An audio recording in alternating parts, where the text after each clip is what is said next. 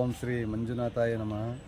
ಪರಮ ಪೂಜ್ಯ doctor D Veerendra Hegde ಯಮೋತಿ ತಾಯಿಯವರ ಪಾದಾರವಿಂದಗಳಿಗೆ ನಮಸ್ಕರಿಸುತ್ತಾ, ನನ್ನ ಹೆಸರು ರಮೇಶ್ ಅಂತ, ದಾವಣಗೆರೆ ಜಿಲ್ಲೆ ಹೊನ್ನಾಳಿ ತಾಲೂಕು ಕತ್ಗಿ ಗ್ರಾಮದವನು. ನಾನು ಈಗ 9 ವರ್ಷಗಳ ಹಿಂದೆ 2014ಕ್ಕಿಂತ ಮುಂಚೆ ಮದ್ಯವ್ಯಸನಿಯಾಗಿದ್ದೆ.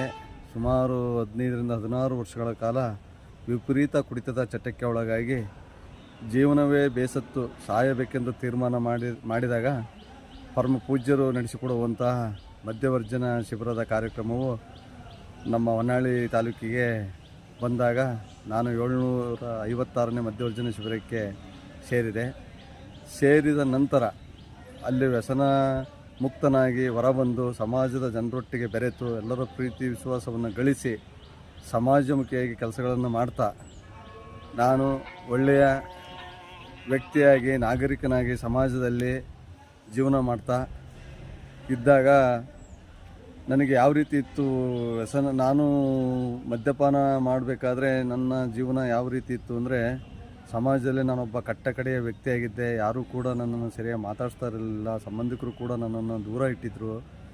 ಎಷ್ಟು ಬೇಕೋ ಅಷ್ಟೇ ಮಾತಾಡ್ತಾಯಿದ್ರು. ಎಲ್ಲಿಯೂ ಕೂಡ ಗೌರವ ಇರಲಿಲ್ಲ.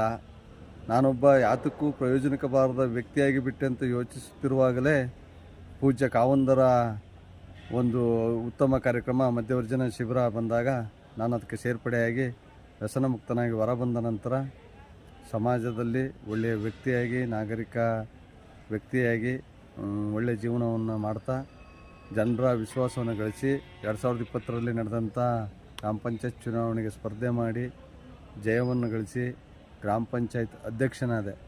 ಯಾಕೆಂದರೆ ಬಂಧುಗಳೇ, ಯಾವ ಹಳ್ಳಿಗಳಲ್ಲಿ ನಾನು ಕಟ್ಟಕಡೆಯ ವ್ಯಕ್ತಿಯಾಗಿದ್ದನೋ ಅಂಥ ಹಳ್ಳಿಯಲ್ಲಿ ಪ್ರಥಮ ಪ್ರಜೆಯಾಗಿ ಆಯ್ಕೆಯಾಗುವಂಥ ಒಂದು ಸುವರ್ಣಾವಕಾಶವನ್ನು ಕೊಟ್ಟಿದ್ದು ಕಾವಂದರ ಈ ಶಿಬಿರದಿಂದ ಅಂತ ಹೇಳಲಿಕ್ಕೆ ಹೆಮ್ಮೆ ಪಡ್ತಾ ಇದ್ದೇನೆ.